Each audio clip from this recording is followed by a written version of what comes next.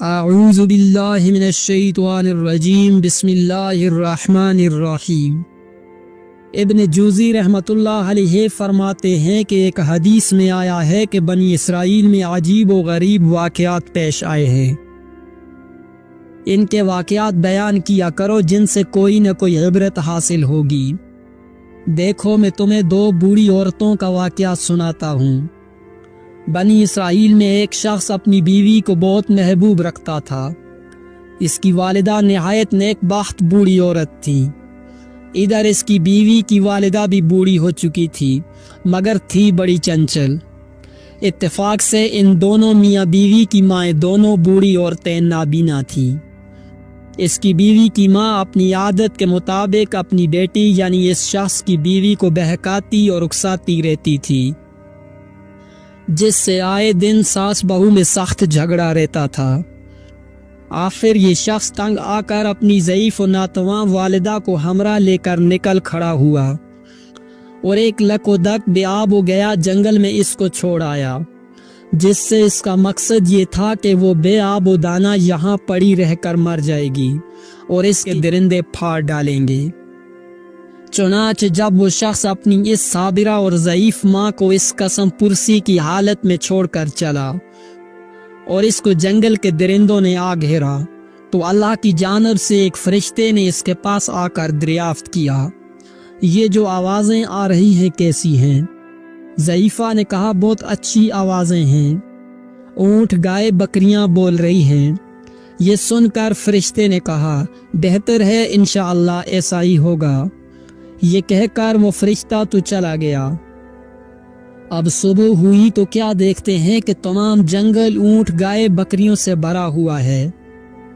اگلے روز اس کے بیٹے کو خیال آیا کہ چل کر دیکھوں تو صحیح آخر بوڑھی ماں پر کیا گزری۔ غرض جب بیٹے نے جا کر دیکھا تو ماں کے قریب تمام جنگل اونٹ گائے اور بکریوں سے بھرا ہوا ہے، جس کو دیکھ کر اس نے حیران ہو کر اپنی والدہ سے معلوم کیا کہ اماں آخر میں یہ کیا دیکھ رہا ہوں، بتاؤ تو ماجرا کیا ہے؟ ماں نے کہا بیٹے تو نے میری نافرمانی کی اور اپنی بیوی کی اطاعت کی، اللہ نے مجھے میرے صبر کا پھل دیا ہے۔ اپنی والدہ کی یہ گفتگو سن کر وہ شخص بہت نادم اور شرمندہ ہوا اور اپنی والدہ کو اس عطائے خداوندی کے ساتھ گھر لے آیا۔ اب کیا تھا اس کی بیوی کو ساس کی یہ نعمتیں دیکھ کر کیسے برداشت ہوتا؟ اپنے شوہر سے ضد کرنے لگی کہ میں اس وقت تک ہرگز تجھ سے خوش نہ ہوں گی جب تک تم میری بوڑھی نابینا ماں کو بھی اسی جنگل میں نہ چھوڑ آئے جہاں اپنی ماں کو چھوڑ کر آیا تھا۔ مجبوراً وہ شخص اپنی بیوی کی ماں کو بھی وہیں لے جا کر چھوڑ آیا۔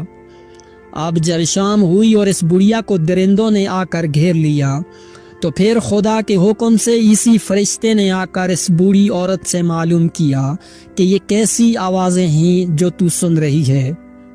بڑھیا نابینا تو تھی ہی، کہنے لگی یہ تو درندوں کی آوازیں ہیں جو مجھے پھاڑنے کے لیے آئے ہیں۔ یہ سن کر فرشتے نے کہا انشاءاللہ ایسا ہی ہوگا۔ یہ کہہ کر فرشتہ تو چلا گیا اور درندوں نے چیر پھاڑ کر اس کی بوٹی بوٹی کر دی۔ جب صبح ہوئی تو اس شخص کی بیوی نے پھر اپنے شوہر پر تقاضا شروع کر کیا کہ جا کر دیکھ تو میری ماں پر کیا گزری ہے اور اس نے کیا کچھ جمع کیا ہے، کیونکہ اس عورت کا خیال تھا کہ شوہر کی ماں کی طرح میری ماں نے بھی اسی طرح مویشی جمع کر رکھے ہوں گے۔ مگر جب اس شخص نے وہاں جا کر دیکھا تو کیسے مویشی، بڑھیا سے تو جنگل کیا جہاں بھی خالی ہو چکا تھا، اس کا کہیں نام و نشان بھی نہیں تھا، کیونکہ اس کا تو رات کو ہی کام تمام ہو چکا تھا۔ جہاں تہاں ٹوٹی پھوٹی ہڈیوں کے سوا کچھ بھی نہ پایا، جو جمع کر کے اس نے اپنی بیوی کے سامنے لا کر رکھ دیا، اور بیوی ان کو دیکھ کر اپنے خیال کی غلط تعبیر سے حیران رہ گئی۔ آخر اسی غم میں گل گل کر وہ خود بھی مر گئی۔ حسد و بغض کا یہی نتیجہ ہوتا ہے۔ وما علینا